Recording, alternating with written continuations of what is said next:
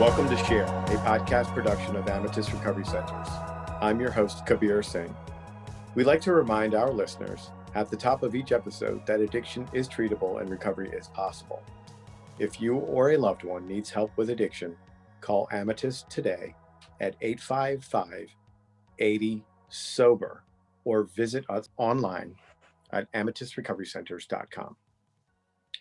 Perhaps you've heard of the band Metallica, or maybe even the Sex Pistols, White Zombie, Nina Simone, Cyndi Lauper. Our guest today, Michael Alago, is a former A&R executive who worked with each of these artists. He spent years in the 80s and 90s going to concerts and clubs in New York City to discover these very bands I named to sign. During those years, Michael spent his fair share of time dealing with substance abuse and even contracted HIV and later on AIDS. Luckily, he is now sober and alive and well to share his experiences with us on the program today. He is the subject of the 2017 documentary film, Who the F is That Guy? The Fabulous Journey of Michael Alago. He's joining us today from his home in New York City. Michael, thanks for being here. Oh, thank you so much for having me. I totally appreciate it. And I love the idea just of the word share. It's a good word. It's a good word. It's a new podcast production for us. Cool. You're no stranger to the word production as an A&R executive, formerly, and I'm sure it still exists in your life as you are a person today, and it had so much to do with shaping you, playing into substance abuse. Then eventually, what comes after that is what we love to talk about here after we share some details, because the listener likes that recovery. Sure. So as I mentioned, these names, right? John Lydon from the Sex Pistols, right? I mean, and Public Image Limited, yes. Yeah, Public Image Limited. Maybe if there's younger listeners here, they're like, "Oh, who the heck are they talking about?" Right? But these are, Metallica. I would hope everyone knows, Metallica is like a pretty. Listen, whether you like Metallica or not, they've been performing over 37 years. They are bigger than ever. They are people who stuck to their guns. They didn't pander. And because they stuck to their guns, and they were always people who knew what they wanted within this thing called Metallica, they've just grown and grown and continue to be wildly successful. Yeah, and for a Generation Xer, I get that's what I am. Born in 75, and really heavy metal not being my thing. Public Enemy, Nas back in the early 90s, late 80s. I still knew. Dr. Dre, Snoop Dogg. Yeah, all of them. I mean, I love that album. NWA. I mean, I still knew about Metallica. Sure. So, I would get. But there's so many people beyond that you've worked with, and that just sounds very amazing. I want to talk a little bit about that, because that's obviously an exciting part, right? We in recovery, we share a little bit about how it was and then what happened, and what it's like now. And so, you're in clubs sort of, I guess, every night, right? That's part of the job. You gotta. Well, you do what you do in the office during the day. A big part of it's being the nightclub and things that go on there. Sure. As an A&R executive, for the listeners who don't know what that means, A&R means artist and repertoire. It is the most important department at a record company, because if I don't make great records with great artists, I don't have a job. So yes, in the day I was listening to unsolicited and solicited material that was sent to me by managers, lawyers, publishers, and young artists. And in the evening, I had to entertain all those same people, publishers, lawyers, managers, and young artists. And I did that for about 25 years. It nearly killed me, but it didn't. So to that point, it nearly killed you. My only experience sort of through that is entertainment in the movies, I guess. Is when I'm thinking about this as I'm talking to him, I was like, the movies, what I saw in the movies. I saw in the movies, The Doors. I saw in all sorts of movies. The latest feature that was, NWA. I think I forget the name of the movie, but it, talked about the beginning stages of NWA and through that, and and their introduction to Jimmy Iovine and all the party there. And then, of course, something similar and linear and parallel to what happened to you. Eazy-E contracted HIV, later on AIDS. A lot was going on, right? Partying, part of the where did the substance abuse tie in? Did you? Well, that's a good question. It's a tricky question. I'll do my best to answer it. You know, like I said moments ago, I was out every night. It was my job to scout talent. Now, in the 80s and 90s, everybody was drinking and drugging. And then never mind, I was in the entertainment business. So I was out to entertain. And when you're out at night and you are having dinners and going to nightclubs or bars, and you are speaking to all the people that I mentioned above, and everybody wants a drink, everybody wants a meal. So it just happens. And I think for a person like myself, when I had a drink, it was very soothing and very calming in that it made me feel like I could speak to anybody, anybody. I mean, I was pretty good at speaking to them anyway, but that really just opened up my mouth, my mind, and it was a ritual after a while, you know, because I was going out almost 7 nights a week, and I drank almost those 7 nights a week. And one doesn't realize until it comes a point where people point out to you, you know, Michael, we love you, but man, when you start drinking and you keep drinking, you are rude and indifferent. And never mind that they say to me, you walk away from a conversation. We all want to walk away from a conversation. So that went on for the latter part of my 25 years as a music executive. And at some point, I just found myself that I was addicted to alcohol. In all of that came drugs like ecstasy and cocaine. And later, you know, I had heard about crack cocaine. And I just thought, oh, this is a great way to party. But not realizing it had all become problematic. Yeah. So I too had similar experience. So folks had told me I had a problem. I imagine in this industry, it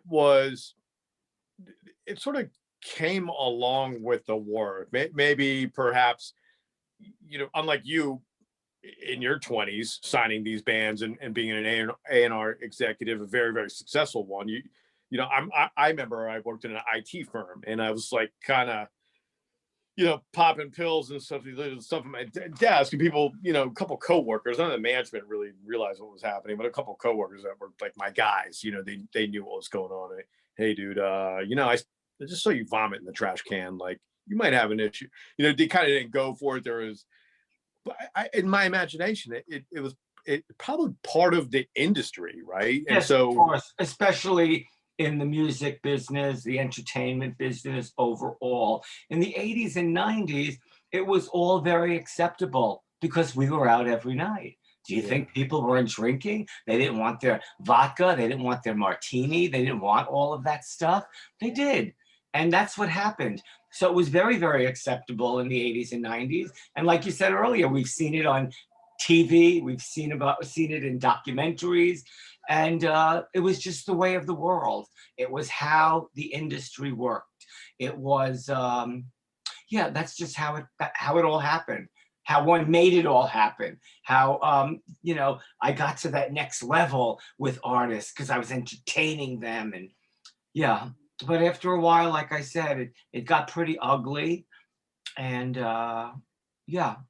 and that's how I mean, that seems to be very congruent with the message. Certainly in the rooms of recovery, we find out that while it was different in the beginning for many of us, we might have had sort of a fabulous like work and personal life like you did. The wheels eventually fall off at the end, and that's an important thing to know here, is that most of our stories end up in the same way. And if you're out there and you're listening to this, and you know, maybe your story wasn't as fabulous rather as Michael's, you know, at the end, it sounds like you felt the same way as a lot of us do when we get to the end of the road there. So as I mentioned before, you're a very, very successful A&R executive, from a young age. Um, from my understanding, you were in your mid-20s when you first started signing folks. Sure, I think I maybe had just turned 23. Yeah, when I got to Elektra. Yes. How in the heck at 23 do you get into this line of, I mean, Sure. that, yeah, it As seems. a young boy in Brooklyn, I always loved music, and I didn't have any kind of plan B. I always said to myself, I'm going to be in the music business. And I loved all of the music television that was going on in the 70s. Dick Clark's American Bandstand, Don Cornelius's Soul Train, Don Kirshner's Midnight Special, and all of that stuff informed my listening. So I was hearing people like Grand Funk Railroad, Creedence Clearwater Revival, Aretha Franklin, Todd Rundgren. It was filling my scope of music with a variety of genres. And so we'll fast forward. I'm 19 years old, and it's probably 1979, 1980. I'm in the School of Visual Arts. I work part-time in a pharmacy, and I was taking lunch one day, and I was walking down East 11th Street in the East Village, and I saw a beautiful building, an Art Deco building. At one point, it was called Casa Galicia. It was a Spanish dance hall. Everybody these days knows it either as the Ritz or Webster Hall. There was just a little 8x10 white piece of paper on the door, and it said, video club opening, resumes accepted. And I thought, I'm walking in that building. And if you live in New York, there's like a famous kind of, I don't know if it's Yiddish or Hebrew word, it's called chutzpah. Mm-hmm. And I had chutzpah in spades. So I walked into this building. It's incredible. I was in awe of what it looked like. There was a man in the balcony. It was like the Wizard of Oz. And he said to me, kid, what do you want? And I said, well, I read your sign and I want a job. And he said, do you have a resume?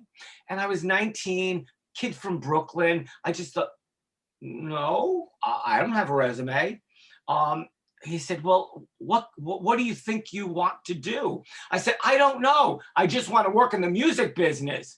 And he laughed and he said, come up to my office.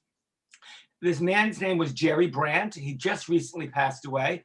Jerry was my mentor. We talked for about 2 hours about the Great American Songbook of the 40s and 50s and 60s, up until everything present day in music. Underground music, top 40 music. He said, you know what, kid? I like you. I'm going to give you a job here at the Ritz when we open. They were just about to open in that March of 1980.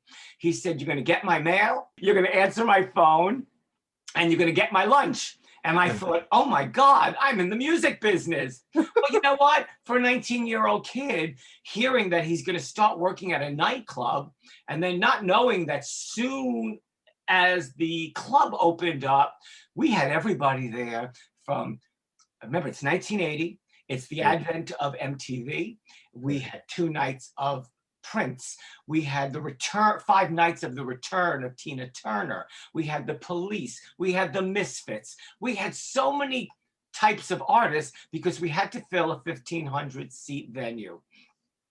And I was a sponge, and I listened to my boss, Jerry's calls every day when he was speaking to booking agents. And I quickly took all that in, that within a year, he just said, start calling the agents. And I started helping him book the entertainment at the Ritz. I did that for 3 years. And for some reason, I just thought, I'm grateful for this, but I knew that there was more out there. And I was going out with a young gentleman named Mitchell Krasnow. And he said, you know, Michael, you should meet my father, Bob Krasnow. He's leaving Warner Brothers and he's going to revamp Elektra Records. It was in the crapper, excuse my language. And so I said, wait, I'd love to meet your father. And I was honest with Jerry Brandt and I said, I think I want to move on. And he said, well, what is it that you want to do? And I said, I hear Bob Krasnow is going to revamp Elektra. And I don't know, I want to meet him. He said, well, Bob was a colleague of mine many moons ago, and I will call him for you. And I just thought, wow, what a gift that was. And then Mitchell told his dad, Michael, Dad, I have a friend named Michael Alago, and I think you should meet him. So between his son and an old colleague, I went to 75 Rock. Oh no, we were at 665 Fifth Avenue, the Rolex building. And I had a meeting with Bob Krasnow. And I had that same conversation with Bob that I had with Jerry about music, all types of music. We had a meeting. He shook my hand. He said, I'll call you within the next 2 weeks. He called me. He said, I'm paraphrasing, but he said, Michael, I'm going to give you a job. You're going to be working at Elektra Records. You will be in the A&R department. Speak to Marianne in Human Resources. I was thrilled. I think I cried when I hung up the phone, and I called a friend of mine in the business. I said, what does A&R mean? Well, they laughed in my face, and they said, Michael, A&R means artist and repertoire. Again, I had no idea what I was doing. It was on the job training. And I was, how do you say? I was a quick learner. Michael, you have me on the edge of my seat with this. I mean, it's incredible. I see why there's a documentary made about you. It's incredible, the story. I'm sorry. Oh, it's okay. Well, thank you. I'm glad you're excited. Anyway, so I start working as an A&R executive, and I was again listening to Bob Krasnow's phone calls as he spoke to lawyers, publishers, managers, and independent artists. And I took in everything that how he spoke to these people. And after months, he said, go speak to Michael. So I was meeting with all of these people.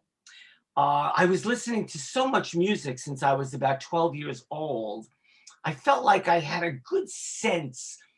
I don't know this yet, but I had a good sense of what great was.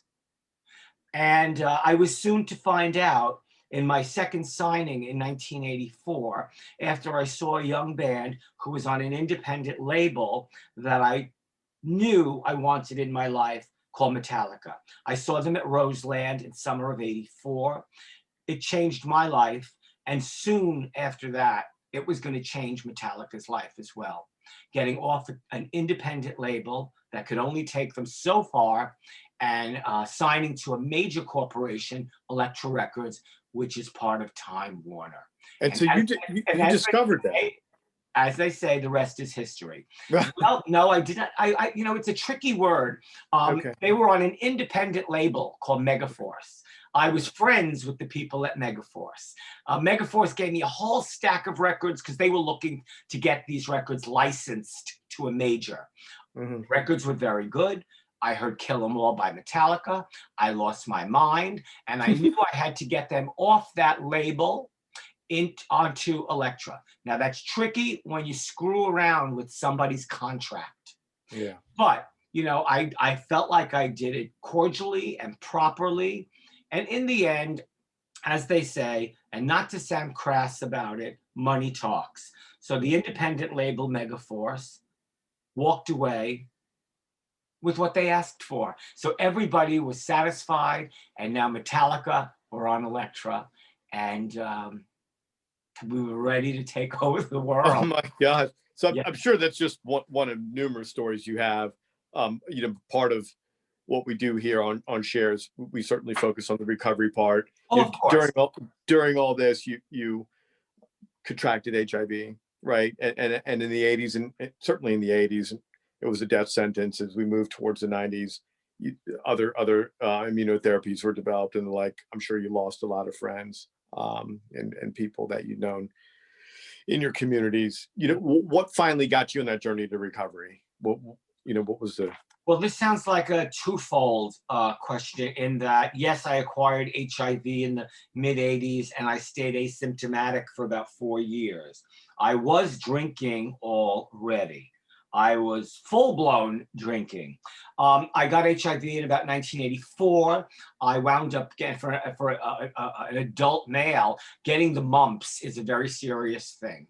I got the mumps. I got about 4 years in, right, 1988 or so. I got that. I got a very severe case of pneumonia.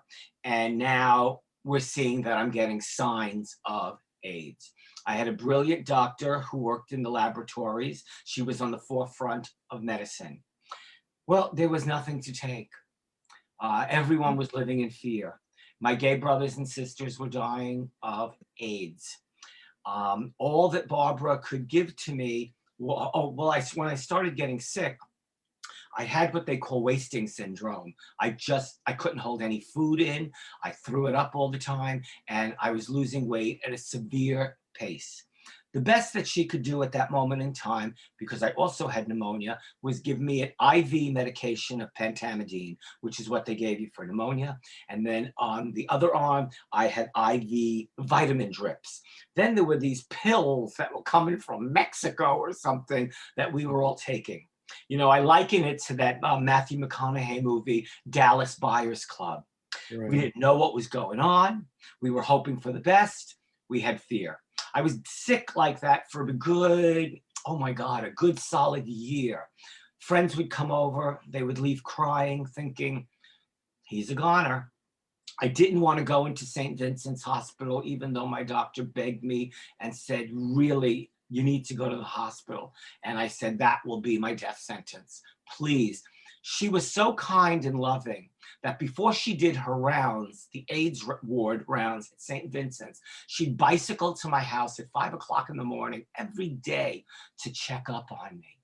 Now that's having a saint. Never mind a great doctor. She was a saint. Her coming to visit me, coupled with an artist that I love named Patti Smith, who knew I was a big fan of hers for many years. She stopped performing. She's living in St. Clair Shores in Michigan with her husband and 2 children. And she called me every day saying, Michael, I hear you're very sick. And those, like having your favorite artist and your doctor call and visit. I was very ill, but those things just lifted my spirits. Yeah. Slowly, I was getting better. It's the beginning of the 90s. I'm gaining weight. I'm very skinny, and people still don't know how to behave around somebody who contracted AIDS. So I was back at work at Elektra. People were very happy to see me, that I was functioning, but still people still had this thing about, can I hug Michael? Can I shake his hand? So it was a slippery road.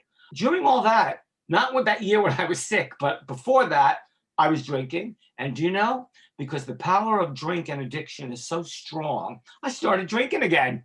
Yeah. Yeah. I believe it. That part of your story I know well. Sure. Now, I'll fast forward again. I'm around 32 years old, and artists and managers are now talking to our chairman saying, we think Michael has an alcohol problem.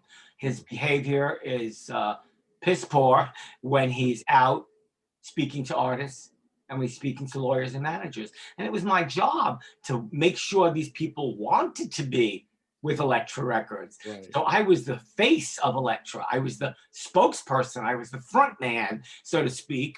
And this was my behavior. So at 32 years old, Bob Krasnow said to me, after I denied it 10 times, he said, well, you know what? Again, go to Marianne in HR, let her know you're going to rehab. If you don't go, pack your office up and you're fired. So I was like, Bob, it's Christmas in 2 days. He said, Michael, you're fired. Go pack your office. I was mortified. I go to my office. His executive assistant, Ruth, comes in. God bless Ruth. And she said, Michael, Bob doesn't want to fire you. You need help. I was furious. Yeah. I got on a plane a day later, and I went to Hazelden in Minneapolis, Minnesota. Yes. It was it really was the best 30 days of my life, but I wasn't ready. But I did that job that I wanted since I'm 14 years old, to be in the music business. I didn't want to lose it. So after the 30 days, I went back to New York and back at work, and I didn't do anything that they asked me to do. I didn't go to the men's group they suggested. I did not go to the AA program or any 12-step program that they suggested. I just thought, as a lot of people use this terminology, I think, I'm going to show them. What I was going to show these people, I have no idea. I stayed what they call dry for 8 years, Wow. 32 to 40, and I still had to go out. I still had to perform all the things that I was doing as an A&R person. And so I was out and I was entertaining and I was using the corporate card, but I stayed dry and miserable for 8 years. And one day, someone at a nightclub or a bar said, "Hey, Michael, you want a beer?" I said, "I certainly do." And that's 7 years, because I got sober at 47. Those 7 years were the worst 7 years of my life.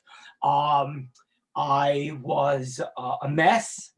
Did you pick up? Did you essentially pick up I right where picked you up left where I off? left off. The crack, Okay. cocaine, the Yeah. ecstasy, the vodka, the beer, the Jägermeister. I was taking my HIV meds with vodka, which doctors don't recommend that. People die No. from stuff like that. Anyway, so, things like I would be in New York in the morning, and in the evening, I would be in a crack den in New Orleans. And don't know, honest to God, I was in a blackout. I don't know how I got there. I would be so out of it in the back of taxi cabs, and I would yell at the taxi cab guy because he wouldn't let me smoke crack in the back of his cab. How dare he? How dare he is right. And that was a scary thing, because in New York City at 3 o'clock in the morning, don't you think that cab driver has seen it all? Yeah. He had a baseball bat. This happened many times with me in his front. And I would say, "Let me out." I would swing open the door and I'd want to like duke it out with him. And then I'd black out. And then I'd be on my doorstep. And I always pray to God that no violence happened. For Yeah. 7 years, 40 to 47, I thought that behavior was acceptable. I still showed up to work. I didn't drink during the day. Oh, yes, you did. You had a little cocaine in the day. You had a little sambuca with your black coffee. And but I don't drink in the day. Oh, boy. Oh, Yeah. boy. Again, I'm lucky I didn't lose my mind. Well, I was losing my mind. I'm grateful, or I was lucky back then that I didn't lose my job, and that I didn't die from a combination of how I dealt with my HIV medications and just alcohol. So we're going to fast forward one more time, and I'm 47 years old, and I am sick and tired of myself. I'm a no-show. I'm a liar. I'm a thief. At 32 years old, I'll backtrack just for 60 seconds, very important. My father was dying. I went to visit him in the hospital and I lied to him. I said, "Dad, I need your credit cards. I can't pay the rent." He was so sick. He just said, "Son, take the cards." And, on corporate cards, you're not allowed to take cash advances out. Right. And all I wanted his card for was cash advances for drugs. 3 days later, he passed away. Now, I could not say I'm sorry. I couldn't, as we say in most programs, I couldn't make any sort of amends to him. Yeah. It broke me up. At some point, the best that I could do was I cut up the credit cards. I wrote an amends letter to him. I went to the cemetery. I dug a hole. I put all that stuff in the hole and planted a beautiful flowering plant there. And I told him, how sorry I was. I was so sorry. I didn't mean to do that, but it was my addiction. Fast forward 13 years ago, I'm 47 years old, and that behavior doesn't suit me anymore.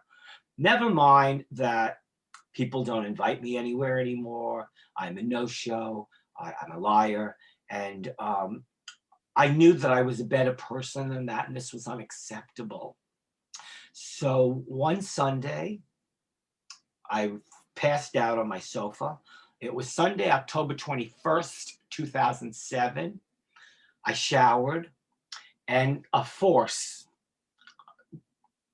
had me walk down to a 12-step program in the West Village. I went to this room and I sat there. There was an older man there who I found, his name is Sam. I found out he already had 25 years. He said, young man, because I guess I was a young man to him. He looked like he was in his 70s. Right. And he said, you don't have to live this way anymore. You don't have to live this way anymore. Yep. So why don't you come back tomorrow again? So I listened to him, and all of that, I'll come back tomorrow, I built up all of these one day at a time. And So I mean, it sounds like at that particular point, 47, at this stage, you're just throwing your hands up. The surrender that's called for, certainly in 12-step programs, it's a baseline necessity for the first step. Of course, oh, I surrender. oh, I get I honest. was totally surrendering. Yeah. But like I said, I wasn't looking to die. But as we know, addiction is so powerful. Mm-hmm. You could drink and have a miserable life, or a lot of people I know died. So I kept going back because I didn't want to die. I knew I was better than that behavior. And that all adds up to going to my program 13 years now. And, at first when you get into a program, people, a lot of us said, oh, I just don't want to drink. But you know what? That's not just what happens. Slowly, in little increments, your entire life changes. And when you're serious about this and honest about this, that's exactly what happens. It's not an overnight thing. It's little increments. And you gotta have faith. It piles up. It Oh, sounds yeah. very, very similar to my sort of own experience. I feel the same right now as I listen to this story, this certainly riveting story of your experiences and what was going on in the 80s and 90s. But it feels the same for me. And really for me, although my heart was always in the right place, as it sounds like for you, Sure. my thinking was not. At all. Not at all. And that's the baseline. I mean, and what Yeah. happens in recovery is I'm able to repair my thinking.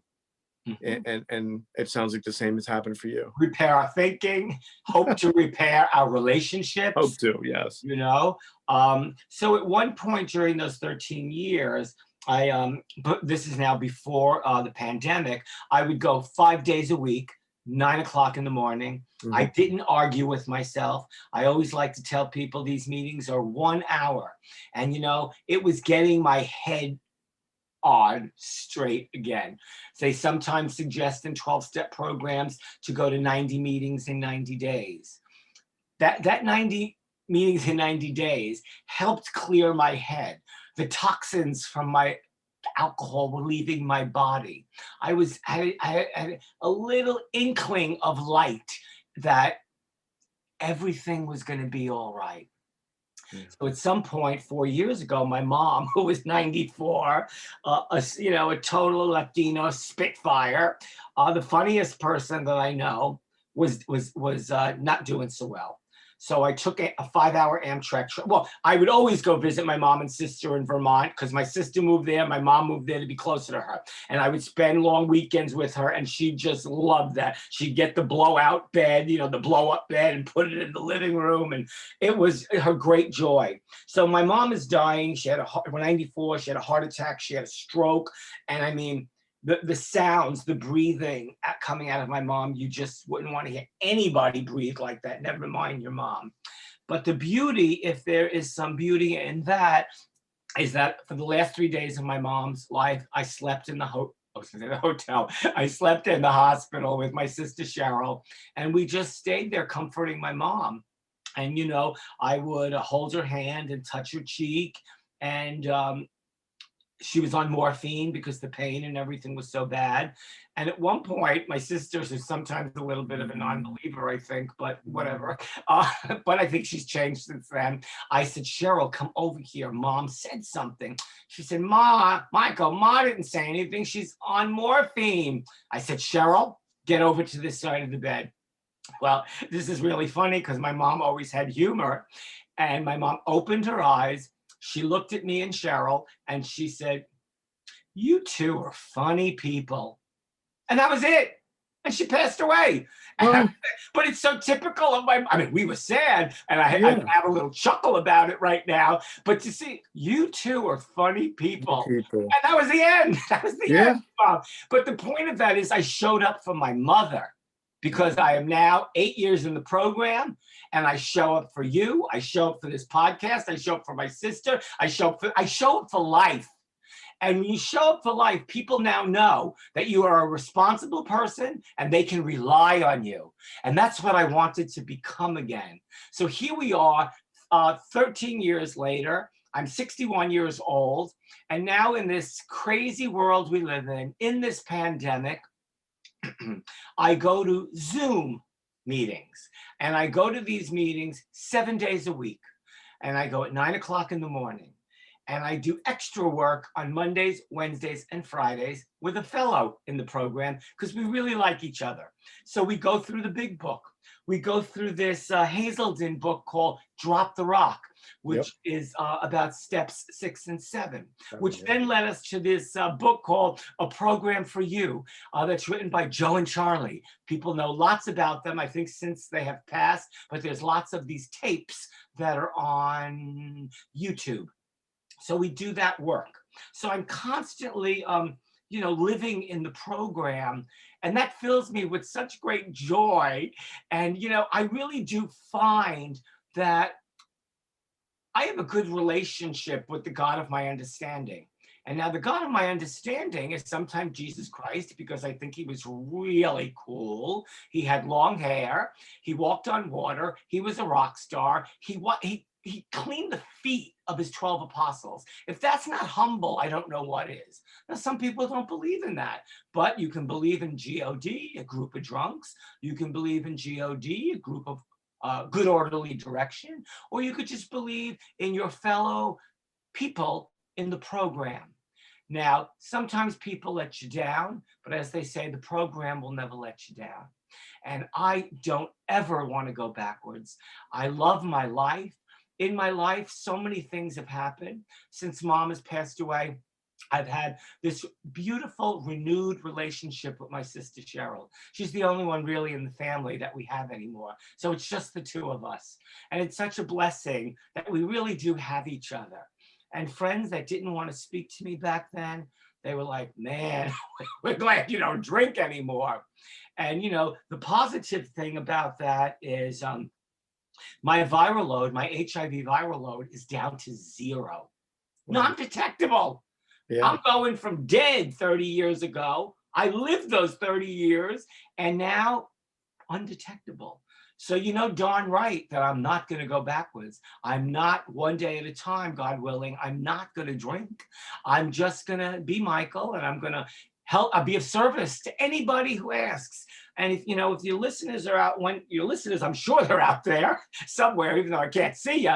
Oh boy, if you're troubled, I promise, if you ask for help, you're going to get the help that you need. So you better be serious about all of this, because when I asked for help, I immediately got the help. And that's the beauty of asking for help, being serious. Sometimes people have to go away to rehab centers, and sometimes you just get into a 12-step program, an AA program, an NA program, a GA. There's a program, an anonymous program for everything in For life. everything. It really is. I've heard that at last count, it was something like 30 or 40 of them. I'm sure. Yeah. A couple of years ago, on the cover of Time magazine was Bill Wilson, Bill W., our fearless leader from 83 years ago. But the publication was recent, and Time magazine was speaking of how Bill Wilson and AA changed like the universe. It was they felt like it was the greatest thing of the 20th or the 20th century. And you know what? I believe that. And like I said, I don't want to drink any drug anymore. So those meetings in the morning set this crazy mind straight. I wake up, I make my bed. Most of the time I'm by my bed and I'm on my knees, or I look out the window and I do my series of thank you prayers. And I do my series of sending out blessings to friends who are sick and suffering. And then I have to make these resentment lists, as they say in the program. And I make a list of people I may have resentments towards, and I pray on that for 21 days. And usually those resentments, after all of that, are lifted. And some of them you think, well, that was a little silly. But I do all of that so that I can function in the world clearly, cleanly, and beautifully. Thank you. Well, there you have it, folks. We hope that Michael's been able to offer some hope for you. Certainly a colorful past and a great story of recovery that you maintain now. Oh, thank you so much. Of course, to show that even in the face of a life-threatening virus, and here you are in your recovery, facing health concerns, the loss of your mother, emotional turmoil, and if you can do it, certainly anyone can get sober and live a fabulous life because of it. Yes, life is good. Really, life is good. Michael, we hope to have you on sometime again in the future. Oh, I would absolutely love that. Thank you very, very much for having me. And, be kind to one another. Keep the faith. That's all we got sometimes. And, when you're kind to people, it's a domino effect and it just keeps rolling on. And it's an incredible thing. It's a very important. We want to live in a world that's a better world. And when the world opens up again, because of this pandemic, maybe just going to be, hopefully going to be behind us soon, we're going to be out there again. And we better be nice to each other. So thank you, Cher, for happening. I can't even speak now. Thank you, Cher, for happening. Oh my God. Thank you for having me here. You're welcome. Thanks for having me here. Of course. Have a great day. Be well.